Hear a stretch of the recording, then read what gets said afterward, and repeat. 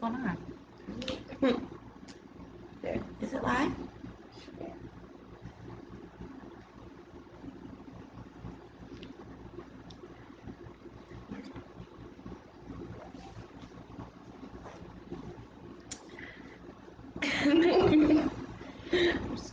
Hi. Hey guys.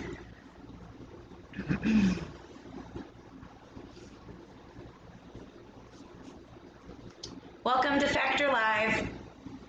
As usual, we'll wait for some people to log on. I think, we can see up there, right? And then the comments are here, so. Would you guys hop on, maybe drop us a line or something so we know you're up here? I bet that's Kim. Kim, is that you commenting as Factor again? I don't know how to change. Yeah. This is coming. I'll show you guys how to do it. This is commented by Kim G. Yeah, it's fine. I don't know how to change it either, Kim. It's okay. Kim, you can stay on there as Factor. She said, dang it, sorry. I keep forgetting I'm a moderator. Yeah, you're fine. I'm not even worried about it. I don't know how You to can change stay it. on there as Factor, and then tomorrow I'll show you how to show you all how to fix that, because I didn't get it. I didn't know either, and Jamie told me how, so. You definitely told me that. Oh, I think I told you guys. Yeah, but I don't know. Okay, well, welcome to Factor Live. There's some people on there, so hope everyone had a good 2 weeks. Hey, Sharon. Hope everybody had a good 2 weeks. We're gonna talk about a really important topic tonight, and actually, it was Talisa's idea to have this topic, and we've kind of touched on it before, but didn't have like a whole group about it. And I think it's really important, and it's accountability, building personal accountability in recovery. I think that it's going to be really important for anyone in recovery, and we've got information for family members too, so stay tuned at the end for that. But I think the reason you wanted to talk about it was because there are different types of accountability, and I know in the beginning my accountability was forced on me because of the drug court program. Right. So I don't know, if you had any? I don't really have. I was not ever forced to go to any type of rehabs, programs, anything like that. It was kind of a sense of personal accountability from the beginning, which I'm not saying there's anything wrong with people that start in a type of drug courts or anything like that. Mine was just a little bit of a different experience. Yeah. Like, I was in rehab for 90 days. Of course, you have accountability there. You have that structure. You have people monitoring you. Obviously, you're drug tested, things like that. Yeah. But then it's a matter of, like, once you leave those places, whether it be a rehab, a drug court program, jail, anything, like, how do you stay active in your recovery and keep your recovery going and build that accountability on yourself? Right. And hi, Donna. And and I think that really is what kind of, I would say, the difference in the beginning of our recoveries is you took personal accountability and signed yourself into a residential treatment program. And then you took personal accountability and signed yourself into a recovery housing. The first 14 months of my recovery, the accountability was really, I could have made the decision to go to jail, but I really didn't want to spend that much time in jail. So a lot of the accountability that I had was required as a part of my drug court program. So then what happens when you leave a drug court program or a residential treatment center or a sober environment? Yeah, what happens? I have two different levels of it, because when I first left, rehab, I was not immediately placed in any type of recovery housing. I was, at the time, no recovery housing was available, so I was put into, basically, it's like a homeless shelter.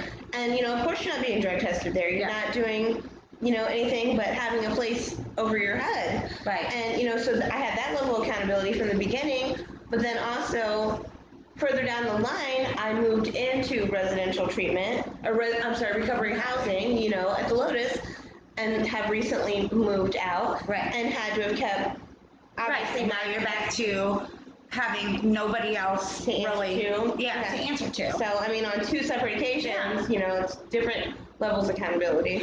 Yeah, and I think that it's important to say, before we start going through some of the things that you can do to help build your personal accountability, for people that are in recovery housing or people that are in a drug court program or on probation, now would be the time to start building that personal I accountability. can't stress that Like, enough. and I say it a lot, and I know that when you're not faced with the problem, it's hard to listen, but I'm telling you, now would be the time, If because there's one piece of advice you're ever going to listen to, Yeah. this would be it. when you have that accountability is the best time to start using all of these tools, because if you put something in place for yourself before the program ends, you're going to have such a greater chance of success. Absolutely. Such a greater chance. But if you're in the place where you've left your program now, or that accountability is gone, or you sat your jail time and you're not on probation, let's talk about some things that you can do to help start building some personal accountability for yourself. And the first one I would say is accountability partner. You want to read what that? Yeah. Most sobriety programs emphasize having a sobriety relationship with someone who understands your struggle, supports your efforts, and refuses to be a negative enabler. It's not just about having someone to turn to when you're feeling a trigger. Having an accountability partner also helps you tackle the detrimental effects of secrecy and isolation while sticking to your accountability decision. So I mean, like people that are in like a 12-step Yeah. program, Yeah. this is a sponsor. You Yeah, know? absolutely. What else do we say? You know. Hey Chelsea, hey Kathy. Donna says, being old school, we only had personal accountability. I think the programs today are great, and I totally get what she's saying. Donna has years and years of recovery, and so she's saying that like that's really all that they had. They didn't have all these Other awesome options. programs that we have in Seneca County and all around Ohio to help hold accountable. Right. And what's up, Brian? Glad you're on here. Hi, Brian. Hey, buddy. Yeah, so some other accountability partners would be a peer coach, recovery coach, peer support, peer mentor, 12-step sponsor. These are all good accountability partners. And we were just discussing with someone else, you know, what a sponsor is and like What they really do to help you. what really is the responsibility of a sponsor, a peer coach, a peer mentor, and like is it up to them to hold you accountable? And we were talking about it and saying, No. listen, that's not the case. It's not a sponsor or an accountability partner is not the drug police, okay?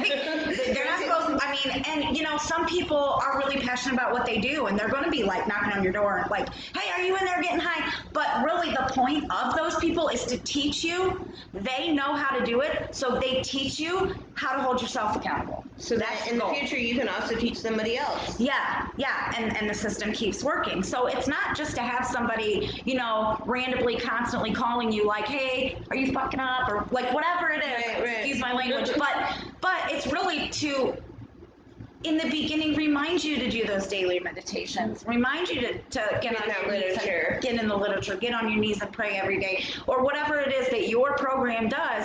Remind you to do those things until you're able to remember for yourself. And it's all of those things, those mentors, those people that have been in recovery longer than you is for teaching you how to do it yourself.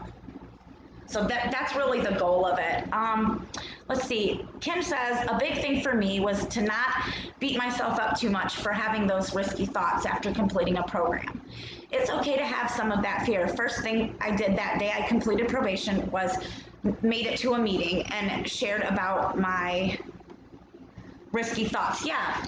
Kim just Absolutely. recently got off probation, and the first thing she did was go to a meeting. And that's the thing. You don't have to beat yourself up for having thoughts. Really, we shouldn't be beating ourselves up in recovery at all, no matter what the case is. Setbacks, whatever.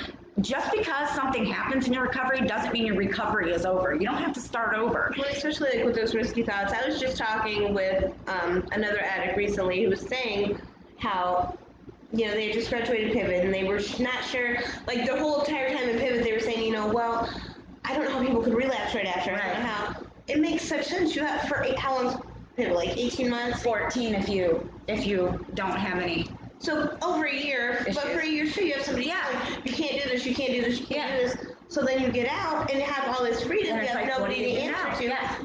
Of course you're going to have those thoughts. Yep. And if people aren't having those thoughts, they're lying. They're not being honest. They're lying. And honestly, I get that that because I graduated Pivot, and when I was in Pivot, I felt the same way. I'm like, how could you even be thinking about using, like, I have the best life ever. Like, but I was also calling a drop line every day, meeting with my caseworker weekly, going through treatment. There wasn't a moment that I would have been able to really think about it. But when I left, I did have those thoughts. In fact, I did go through a period of depression after I left Pivot, and I had a sober support. Like, I built a system around me, and I still felt it. So I can only imagine what someone feels that didn't build the type of support that I I have almost 18 months, and you know my sober support. I have an amazing sober support. Yeah. And to sit back and say that I never had thoughts of using is just a flat out lie. Yep, and the thoughts are going to go through your mind, and it's how you deal with those thoughts, and like how Kim said, speak about them. That's the biggest thing I've learned in recovery is if you're having those thoughts or anything like that, talk on that shit, because the longer it festers in your brain, the more you're going to start entertaining it and, like fantasizing about using it, it's just going to get worse. Yeah, Donna said making sure you have someone to share what you are thinking with, like-minded people, and that's really what we're saying about the accountability partner. And now, I feel like it's really important to build a whole sober support system, more than one person that you can call. I have people that I can call for different things.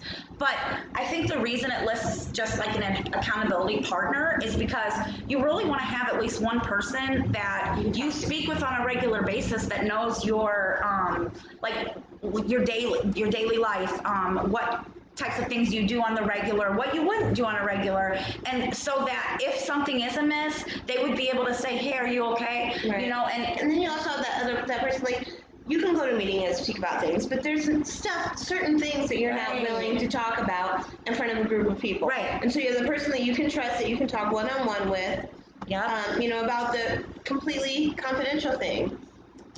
Brian says, why wouldn't I be on here? I love recovery. That's why I was in Pivot for 2 years. Well, we're happy you're here.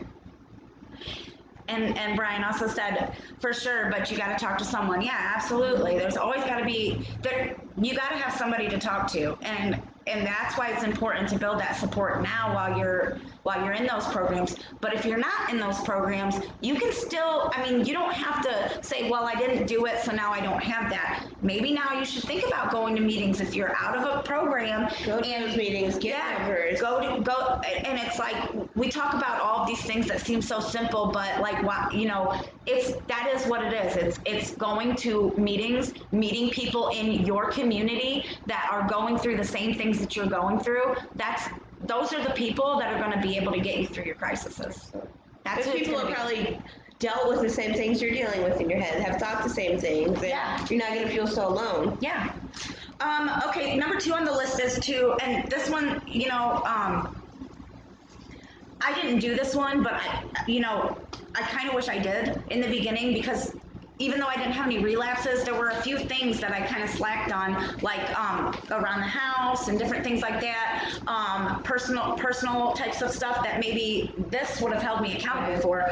Create a personal accountability statement and write it down. So you're signing paperwork with the drug courts. You're signing paperwork at rehab. You're signing all this paperwork and signing agreements with recovery housing and every other program. So why not sign an agreement with yourself and put in there what you want out of your recovery? What do you think about that? I really do like this a lot, because it also helps you, like, at the end of the day, you have this list of things that you want to accomplish. Yeah. I'm still really big at this. I have a huge whiteboard in my room, and every week I write down a list of things that I want to accomplish.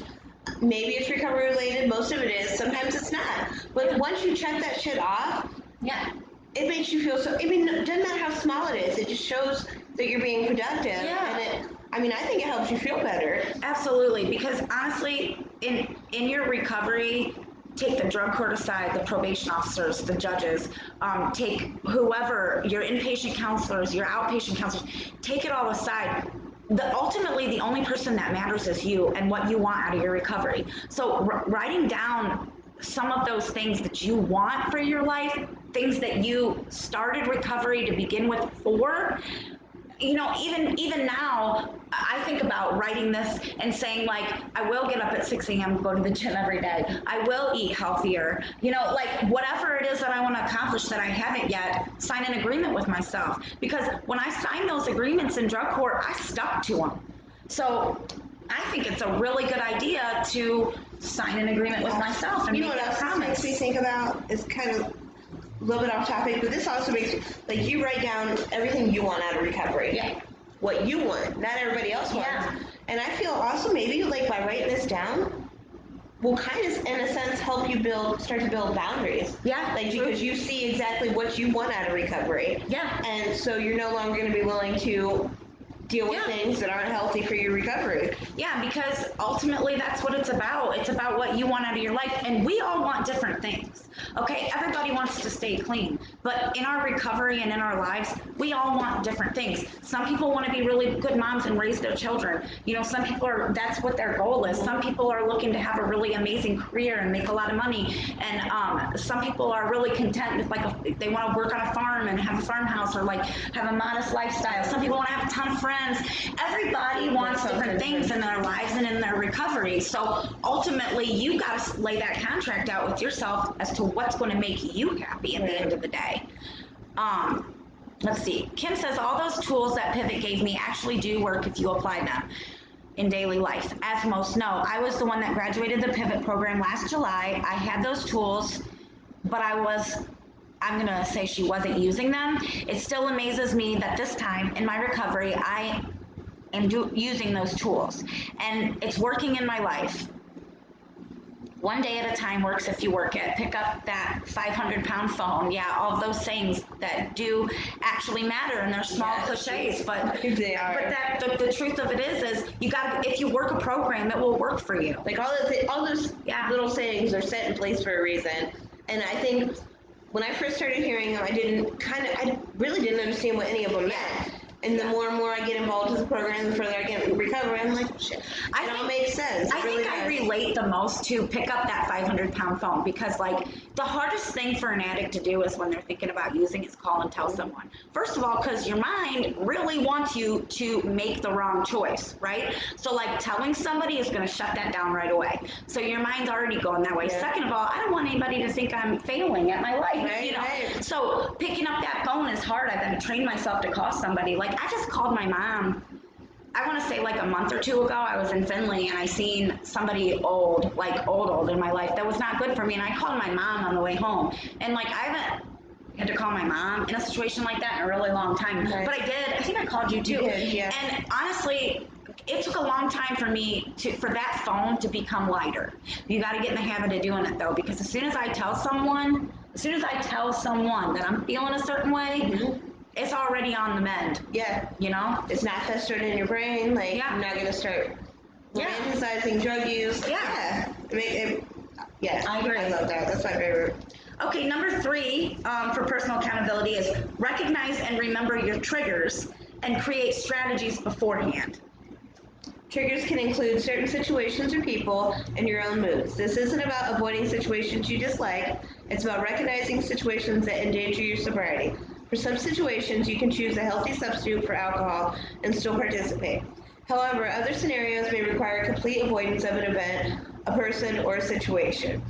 This reminds me of, like, when you're leaving, for the people that have gone to rehab, and I'm not sure, like, if drug court had you do this when you leave, but that relapse prevention plan. Oh, yeah. Writing down everything that's your trigger, the people that you can't mess with, like, I was just telling Steph before this, like, at almost a year and a half clean, I want to say in my head, I would never use dope. Right. However, that being said, if I'm at a trap house and it's in front of me, Who's gonna say no? who's going to say no? So I know what my triggers are, and I avoid those. So I'm not going to put myself in scary situations to even give my brain the second to make the wrong decision. And I think that's why this is so important. Yep, and that's why I always say, like, the strong part about a person that's able to stay clean, the strong part is knowing where you can't go. It's not being strong enough to say no to a drug that's in front of your face.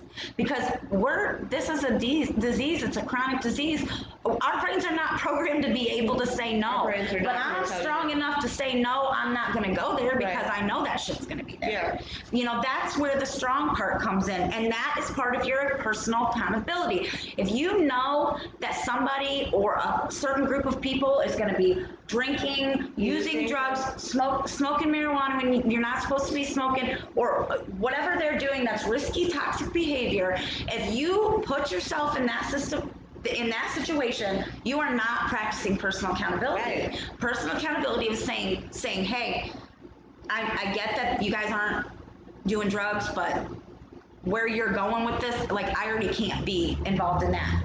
You know, it's hard. It's hard to do that, especially if they're friends that you love. But in the end, it's hi Mindy.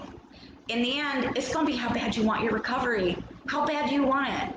How done are you? How sick and tired are you? Because if you are that sick and tired, you are not going to put yourself in the situations that are going to jeopardize your recovery. If you're that sick and tired, you're going to chase that recovery like you chase that dough. And that's personal accountability. That's knowing where your strengths and weaknesses are. I know where I can't go, Right. and I don't go there. Well, That's it's like me and my hometown. Like, my children are still there, and it took a good 3 months of me leaving after I left rehab to even go back there. And that's going back there with my sponsor, making sure I still had a team of sober support that I could call here. Yeah. And, you know, like get that, because I'm not going to go without seeing my kids, but I also knew the dangers of me going there alone. And that's personal accountability, is making sure you have that plan. You know, everybody knew where I was going. You know, like you knew where I was going. Right. Made sure to call me every night just to make sure I was cool. You know, right. And like honestly, Mansfield is my old stomping ground. That's where my addiction started. And this past week, Talisa asked me to take her there, and I had to tell her no because like I'm not. First of all, her doctor office is on the same street as like. You know, some trap houses, and there's a lot of activity down there, and I know where all those houses are because I used to live in one of them. Right. So I told her, I'm like, it's not going to happen. Right. Like I'm already going to tell you right now. I get that I should be able to do that in 2.5 years, but then again, where's my strength lie in knowing that could be potentially dangerous. And knowing you and I both used. I'm not doing it. So like I went today with my sponsor. Because you know, had she not been able to take me, I would have had to reschedule because I know who I can go there with and who I can't. Being strong to me, being strong in my recovery is being 2.5 years in and still saying, no, I'm not going there. I don't have to be strong enough to be able to go down 3rd Street and look around and not use. No, I'm strong enough not to ever go there. Like that's where my recovery, I'm just not going to do it. Okay, I'm going to skip the next one because that's the technology one, and we'll go to the next one. The next one is share your successes with others. Maybe it's while speaking at a sobriety meeting or while conversing with a family member or friend.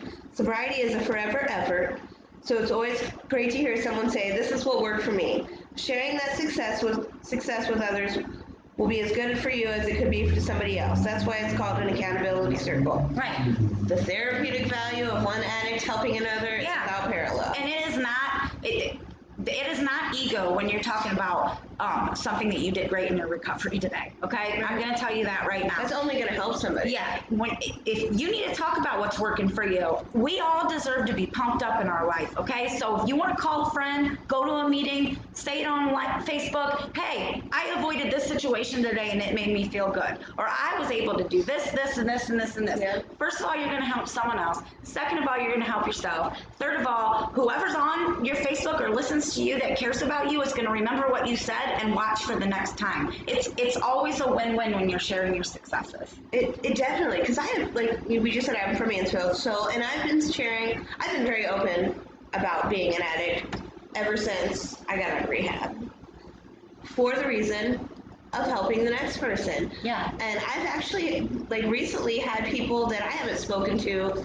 since high school. Yeah, you were saying 20 that. years, you know, like this girl reached out to me and was like, hey, I followed your story. You know, I know we haven't spoken in 20 years. However, that being said, I followed your story. I have a family member that is struggling. You know, what can I do to get her, you know, to where you're at? You're you know, get her started in recovery. And that meant the world when you're doing stuff that's right, when you're doing something right in your recovery, people are gonna notice. And that's what she told me. She said, keep telling your story. People are listening. Yep. It even cheers me up seeing it now. Like, that's great. Yeah, because helping other people only helps you. In the long run, it only helps you. So bye, Brian. Have a good night. Mindy says they were just talking about this today in IOP. So Mindy, any information you want to share with us would be great, obviously without breaking any violations to the confidentiality. Yeah, so that goes along with the next one, which is sharing your failures with someone. No one is saying you have to tell everybody, but being honest with one person when things don't go your way could help you in the future. Your recovery doesn't have to be perfect. If there's a slip, you don't have to throw the whole thing away and start over. That's what I was saying earlier. Tell someone, make a new plan, add some more accountability, and keep going. So you're sharing your successes with the world, but you do not have to share your failures with everybody. And I'm big on this. Right. But you got to tell somebody. There's got to be somebody in your life that is you can be honest with. That's when you should have that accountability partner to be able to talk to the. Yep, somebody that you can talk about, even if it's just like, hey, listen, I was triggered today because I went down the street and I shouldn't have, or you know what, I didn't get out of bed till 3 o'clock and I didn't get anything done and I'm feeling really shitty about myself. Mm-hmm. That is a failure to you, but it's something that you need to talk with somebody about because you can get ideas on how to change it in the future, and you never know when you could be helping the other person. You know, maybe they're going through the same thing. So I think that sharing also the failures with somebody that you trust Absolutely. could be really vital. And like it said, it doesn't have to be perfect. My recovery is not perfect. Talisa's recovery is not perfect. Kim's isn't perfect. Mindy's isn't perfect. Hey, Beth's recovery isn't perfect. It's hers though. It's ours. It's different. Everybody's is different, but we all have to use these same tools. These are the tools that help us survive. You got to have accountability. Beth said sharing inspires people to show them where hard work. Where hard work can get you. Okay, I was like, yeah, I get you, and that's true because looking at Beth's Facebook and Talisa's Facebook and my Facebook, people can see like, okay, so they're following these programs and it's working for them. Maybe it'll work for me. That's the goal, right? Yeah. So you're good, Beth. So those are some things that you could do, and just to kind of sum it up. Accountability partner, sober support, create a personal accountability statement and read it and stick to it. Sign a contract with yourself that you're going to do these things to stay clean or these things to help you recover. And even set like a time limit on those things. Yeah, like, you can set a time limit on your goals. To set goals, yeah. Recognize and remember your triggers and have strategies for them. Stay away from those old people, places, and things. Hold yourself accountable that way. Hey, I said I wasn't going to hang out with these people. I'm not going to do it. Yeah.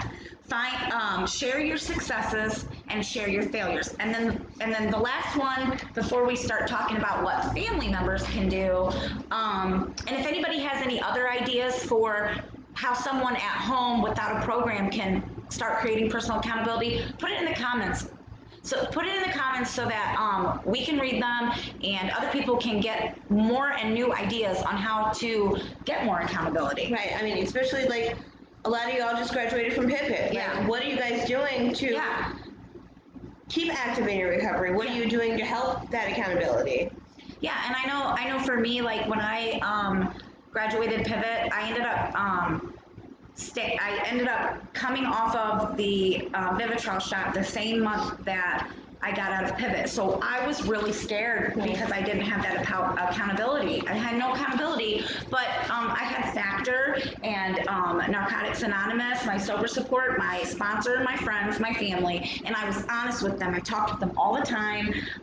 People were calling me to check on me. I was doing online groups and meetings, and I let my work hold me accountable by drug testing. Like there are so many different things that I was trying to create for myself during Pivot that I did have those things, get coming out. So, but another really good tool, and we're gonna give some examples of this, is it's the age of technology.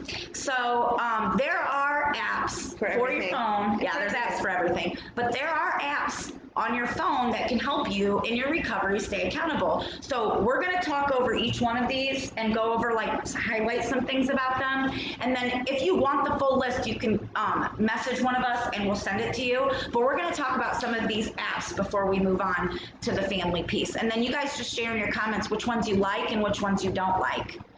The first one is, let's see, Mindy said, we were just saying how it's not about being strong, but it's really about being smart and knowing your boundaries, people, places, things.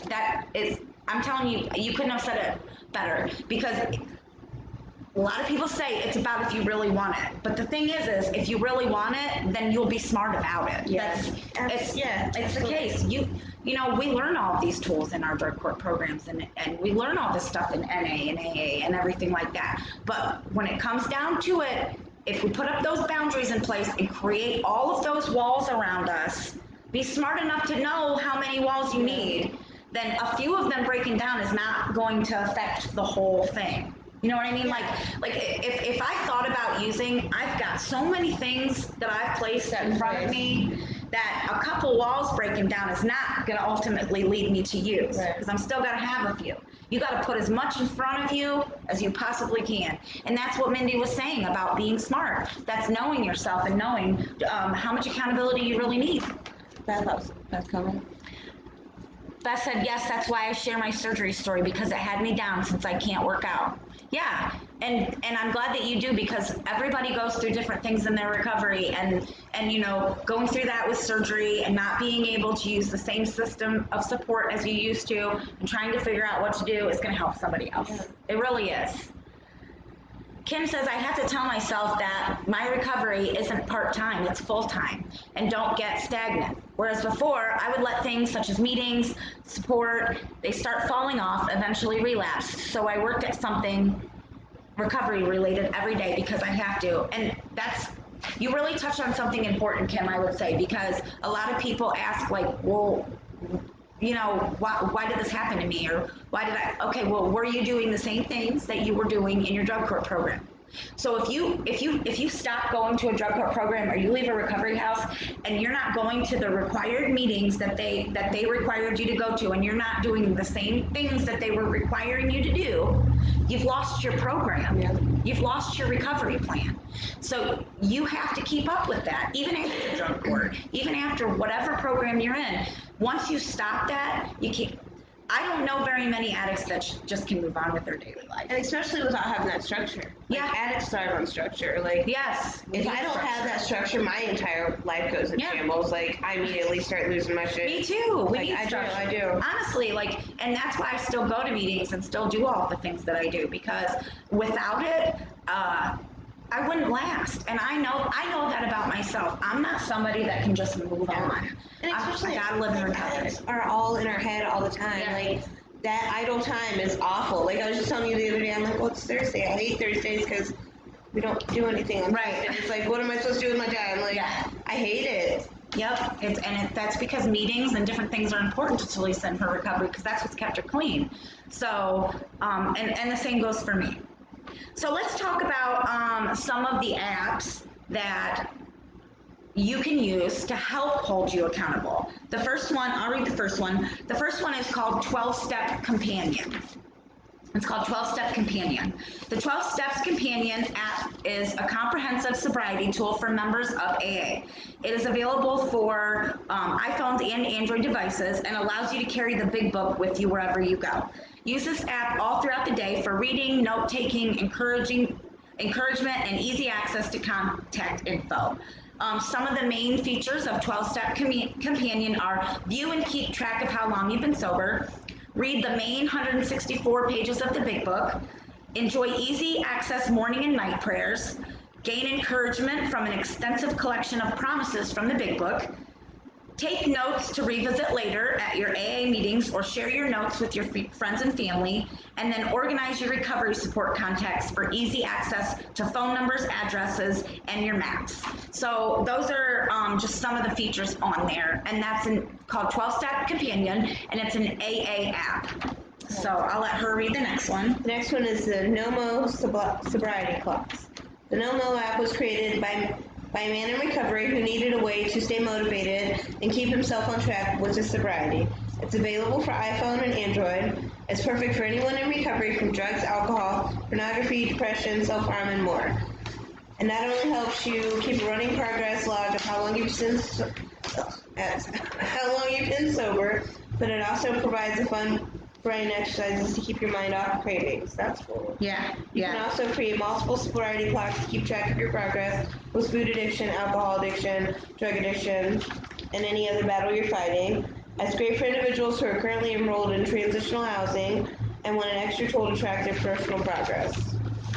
And then there's the features on the back are create and manage multiple sobriety clocks, set a secure PIN code to keep it private, use distraction exercises to keep your mind off your cravings, earn chips when you reach milestones, connect with other accountability partners who use the NOMO app, keep track of how much money you've saved, which I've seen that before, people that keep track of how much money they've saved by staying clean, and then send messages to your accountability partners when you're feeling tempted. So the NOMO app is for any type of recovery. So it can be addiction recovery, mental health recovery, like porn recovery, whatever it is. And you can find accountability partners on there, and you guys can be conversating, you know? So I do like that one. Go ahead. Sober Grid is a well-known networking app for individuals in recovery from drugs and alcohol. If you recently relocated to a new city to enroll in a sober living program, Sober Grid is a great way to connect with other individuals in recovery near you. For those concerned about privacy, you can also choose to remain completely anonymous on this app if you choose to. Rebuilding your social life can be difficult in recovery, but this app makes it easier and safe to find and interact with sober people in your area. It's an awesome addition to any sobriety toolbox. The social networking app is definitely worth a try. It's available for iPhone and Android. The main features are it tracks the amount of time you've been clean and sober, find other people in your city or neighborhood that aren't drinking alcohol or using drugs, edit the amount of personal information you like to share, encourage and communicate with other individuals, and ask the Sober Grid community for help when you're feeling tempted. So Sober Grid is like a social networking app. So it's probably like Facebook or something like that, but it's for people that are sober. And you can find people like in your area. Yeah. And you know, the thing about a lot of these is Tiffin is small, so is Seneca County. So there may not be a lot of people on it from our town, but in the surrounding area, you're gonna find people on here. Yeah, you're gonna find people on here that you might be able to talk with and connect with, and that's really what it's about. Hey, Heather. Heather says my probation officers and I just discussed accountability today as well. It's ironic you guys discussed this tonight. A sign from above. Thank you guys. You're welcome, Heather. I'm glad you're on here, and I really hope that you learned something from it. So the next one is called Happify. So that one was Sober Grid. This is Happify. Although not specifically designed for drug and alcohol, the Happify app refers science-based activities and games to help individuals manage feelings of depression and anxiety. So this would be good for all of us, really. Yeah. These emotional issues are very common for people in recovery, and this app is a great tool to help individuals cope with overcoming stress, anxiety, depression, and negative thoughts. The techniques and exercises featured on the Happify app were developed by scientists and experts who study evidence-based interventions in the field of cognitive behavioral therapy, which you know I love. So, positive psychology and mindfulness for decades. Whether you need help overcoming everyday challenges in your newfound sobriety, or you just like to work on banishing negative thoughts that keep you from making the most of your transitional housing program, the Happify app can help. And some of the features are select one of 3 different subscriptions. I think the first subscription is free, like there's a free option, because I did look at all of these before I put them on here. Choose a goal such as coping with stress or conquering negative thoughts and track your progress. Complete simple activities and games to break old habits and manage feelings of depression, stress, anxiety, or negativity as you learn to adjust to your new sober lifestyle. So that's really like a mental health recovery app, which I wanted to add because it has cognitive behavioral therapy, which is key in anybody with addiction. And I'm recovering from both, so I get the most out of both of them. Definitely. The next one is WeConnect. It provides you with daily reminders to stay on track with your recovery plan. You can create reminders to call your sponsor, go to a group meeting, or to meditate. Anything that you need to provide that extra push. You can also check in on activities such as 12-step meetings, outpatient treatment, group therapy, church, or one-on-one meetings with a coach or sponsor. The app includes a list of clarity routines that you can mark off throughout your day. Some clarity routines include spending time doing something creative, visiting the doctor. So it's kind of like that list of whatever we said earlier about your accountability statements. So if you're feeling really down, you can use the SOS feature to get extra support when you need it the most. When you first download the app, this part I really like.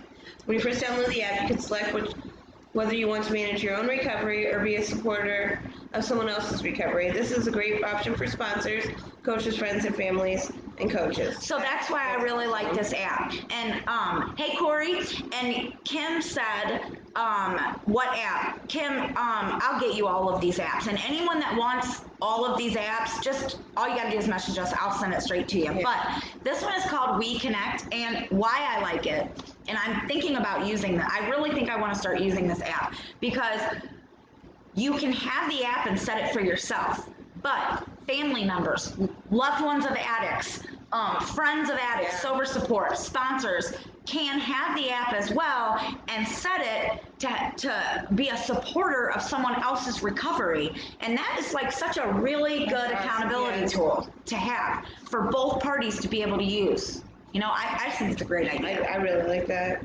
The next app is called I Am Sober. This app is a highly rated companion for sober living with both an intuitive user interface and a variety of helpful features. As a day log keeper, I Am Sober helps you achieve sobriety milestones using a behavioral change model, which I love. The app includes daily notifications to reinforce the healing journey, and users can earn achievements to help them stay focused on their path to recovery. So I always like that because like the daily motivations, like that's the goal behind like an accountability app is you want it to start out the same way a sponsor or peer coach would, reminding you daily to do all of these things for your recovery, teaching you how to do them for yourself. And that's what this app and all the other apps really do. The next one is Squirrel Recovery. It's a new app designed by scientists through the Ohio State Innovation Fund. It was created specifically for those individuals recovering from heroin addiction. Squirrel Recovery uses positive reinforcement and the power of social support to help users remain steadfast in their journey to recovery. This app sends you automatic text messages through the day. This app sends automatic text messages throughout the day to specific contacts you can set in your support system. The messages remind them to check in with you.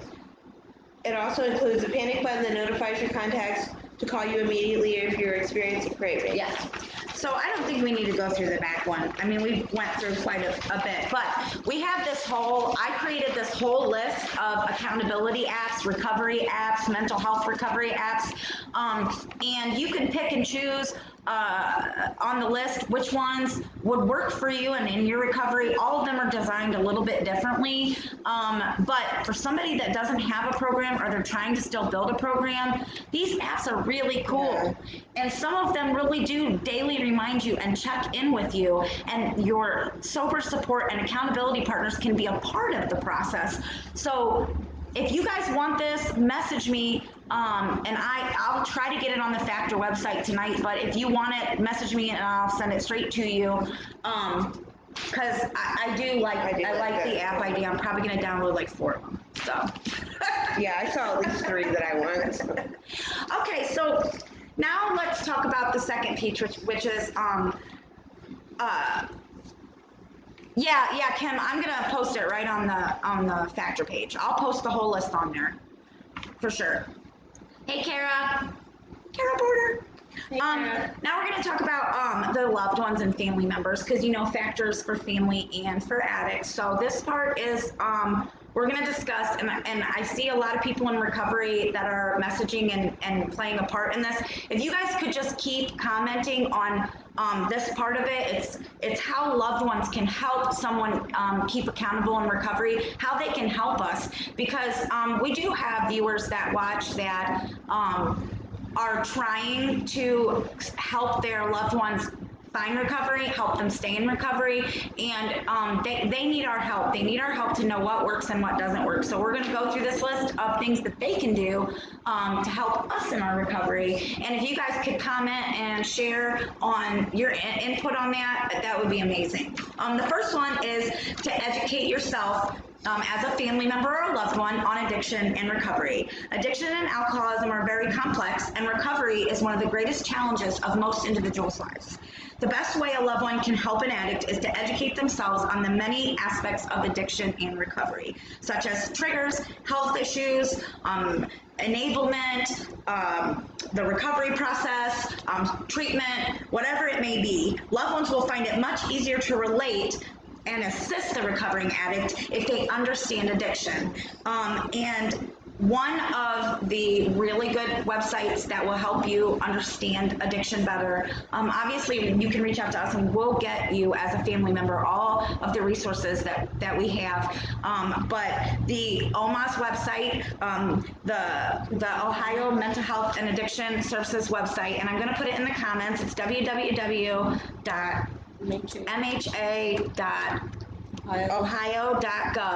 and if you click on families, children's, and adults, so go to that website, www.mha.ohio.gov, and click on families, children's, and adults, and there's all types of information for you as a family member that you can learn more about the disease of addiction and what your loved one is going through.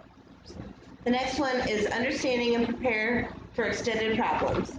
Addiction creates many lasting problems, both for addicts and their loved ones. While sobriety will improve all of them, many of them will still be present during recovery. Financial problems are common, especially as recovering addict tries to rebuild their career and pay off addiction-related debts, such as DUI expenses. Health problems caused by addiction are some of the most serious, and some, such as HIV, are permanent. Relationship problems can be the most painful. It can take years to rebuild trust, and in some cases, it just is impossible. Additionally, relapse is always a possibility, even after many years. Understanding and preparing for these problems will make it easier to deal with them and lessen their impact. And I think that's really about just knowing that addiction is a lifelong disease and that most of us have pretty much ruined every aspect of our life. So this is going to be like a long-term thing. Like it's going to take a while to We didn't mess everything up overnight, right. So it's not going to all. Yeah, we're not going to rebuild it. It's really about just understanding that this is like going to be an extended thing for us. Like it's going to take a lot of time to get back everything we've lost, to fix every problem that we broke, and to mend all of those fences, build all those bridges back. So it's really important for family members to. Some of those aren't fixable or right. Some of them aren't fixable at all. Damage. Some bridges are not meant to be mended, and just as a family member to understand the really full scope of what we go through is going to help you understand your loved one so much better. And that goes into the next one, which is don't hold unrealistic expectations for your loved one.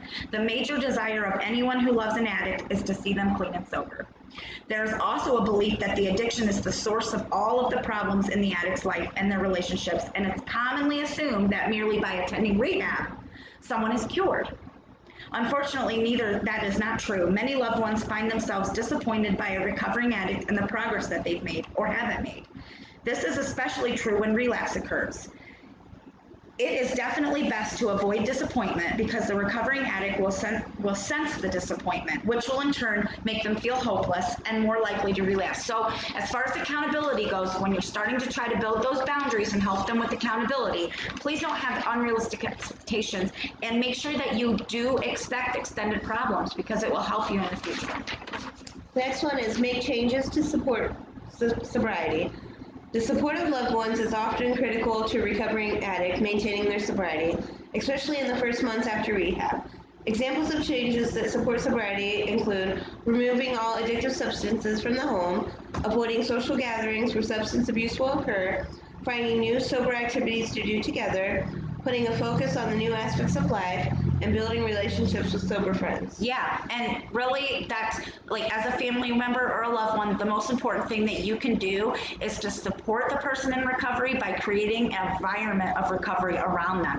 No drinking and drug use, no social gatherings where there's toxic things going on, trying to less drama, less issues, less, all of that stuff Getting is in bad situations. Yeah. By bringing peace and tranquility and sober-free activities around the person is just giving them such a better chance of recovery. Find support for yourself. This one is so important for you guys, for loved ones. It's impossible to properly support someone else unless you have the proper support for yourself. Additionally, there are a few responsibilities that are as emotionally taxing and lonely as supporting an addict. It is critical for loved ones to find support for themselves, therapy, counseling, activities, and just to name a couple of them, Al-Anon, Nar-Anon, which would be Alcoholics Anonymous and Narcotics Anonymous for family members. So Al-Anon, Nar-Anon, Smart Recovery has a lot of good information for family members. And then our Factor Support Group is for family members and addicts as well. So those are all groups, support groups, and places that you can find your own accountability partners as a family member or a loved one. So you want to look into those things. The next one is going to be reduce stressors. One of the biggest cause of relapse is stress. The risk is often greatest in the first months after rehab as recovering addicts adjust to life without the escape of substances.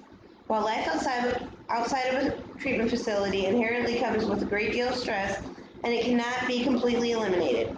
However, it can be greatly reduced. In instances where the stress is inherently present, stress relief techniques can be employed.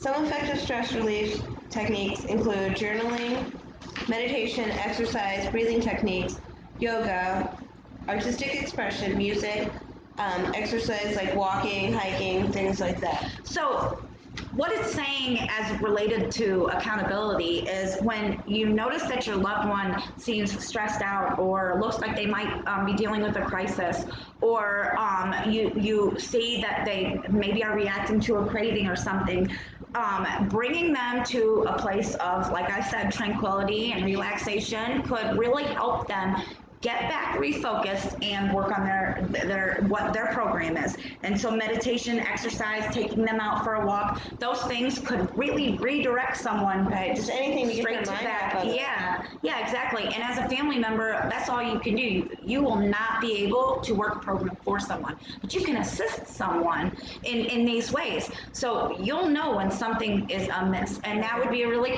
good time to jump in and say, hey, I noticed you're a little stressed, let's go do this. And you might just be able to redirect them straight back into working their program, and that's all you can do, you know. 'Cause, I mean, those cravings, they're not going to last Yeah, a they long don't time. last.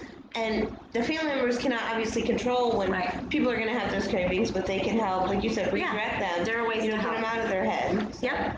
Okay, and then obviously one of the most important parts as a family member in helping with the accountability is to set and enforce boundaries. One of the biggest issues with enablers is that they set boundaries, but then they let their addicted addict violate them.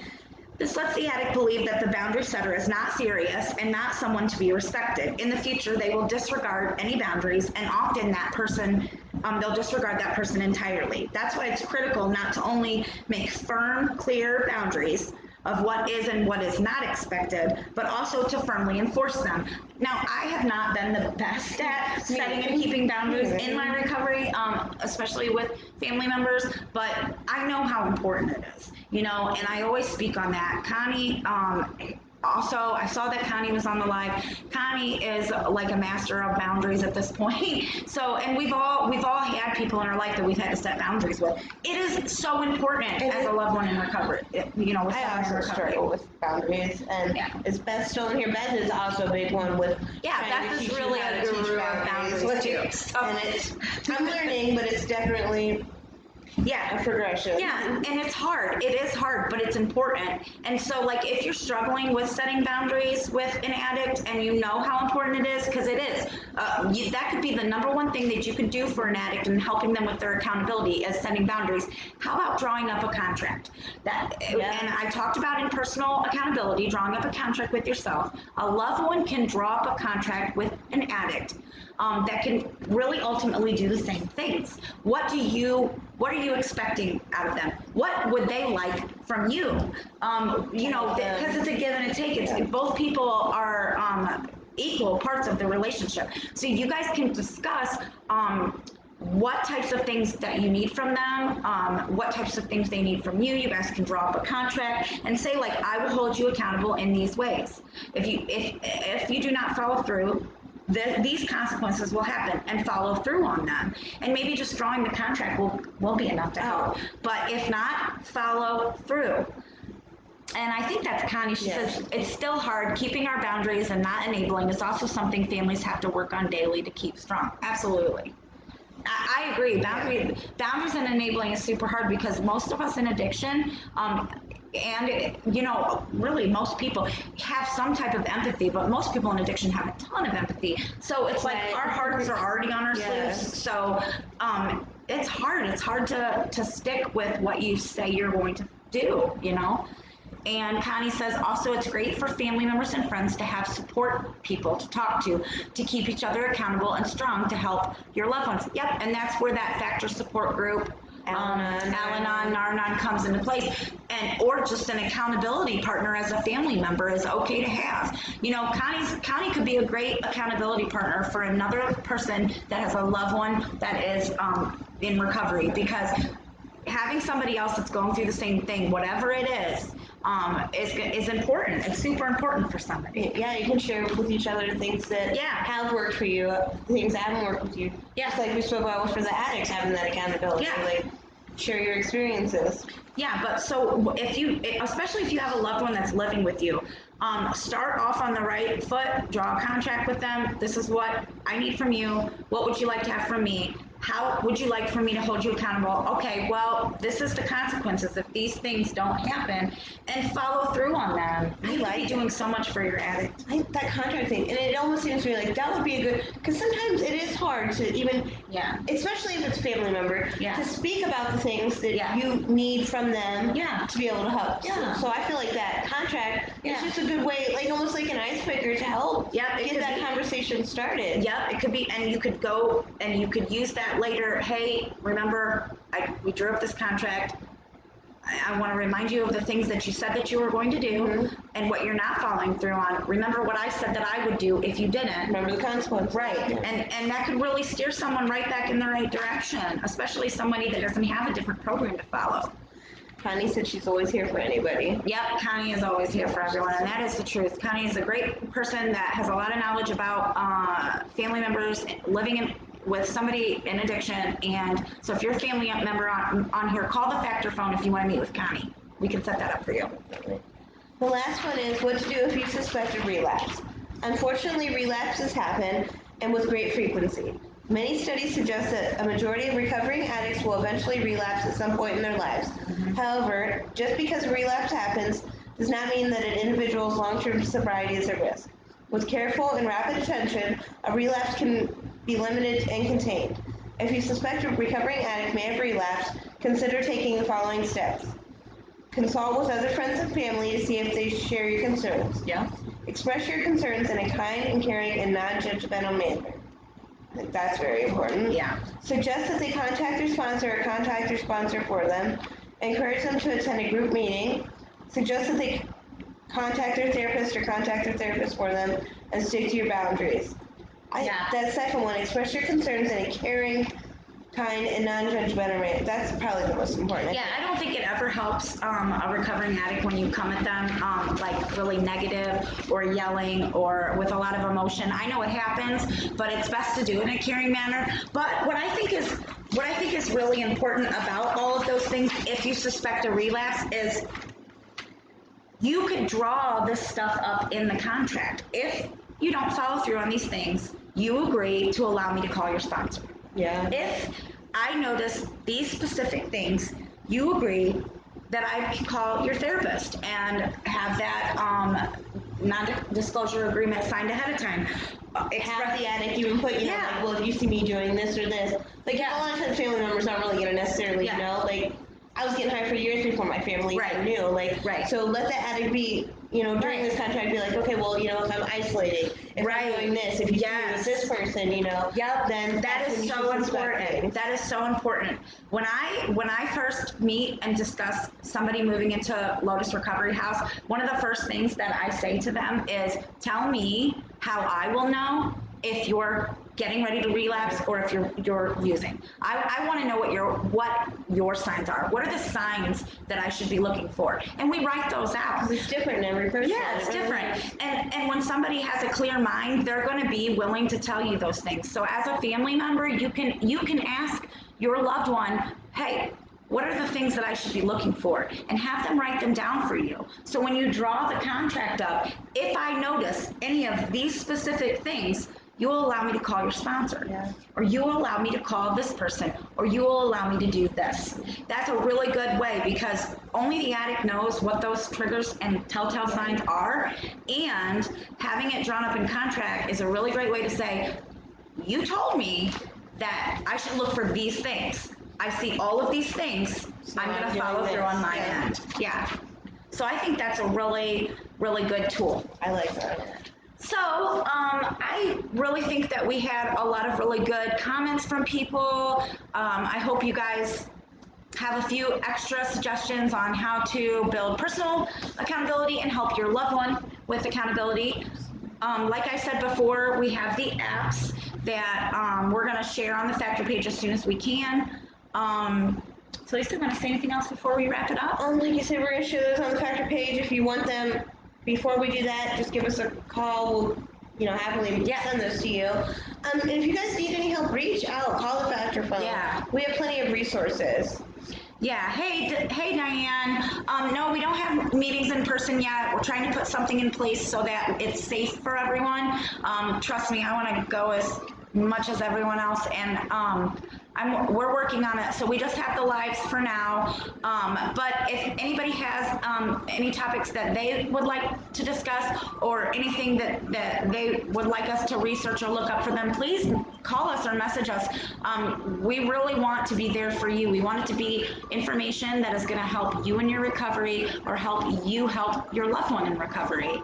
So Carrie says, love that you included family members. We love being part of recovery. That's awesome, That is Carrie. great. And thank you for helping us. As a loved one, thank you. Because it's really important to us. Mindy says, thank you. I really enjoyed the meeting. Thanks, Mindy. I'm so happy to have you on here. Brian, thank you. Didn't really add much though, Brian. We really need some of you have a lot of wisdom that we'd love to have you share. But thanks for watching. And yeah, share with us what you need from us, and we'll try to get some people on here or get information from people to get what you need. Okay? All right, everyone. Thanks, guys. Bye.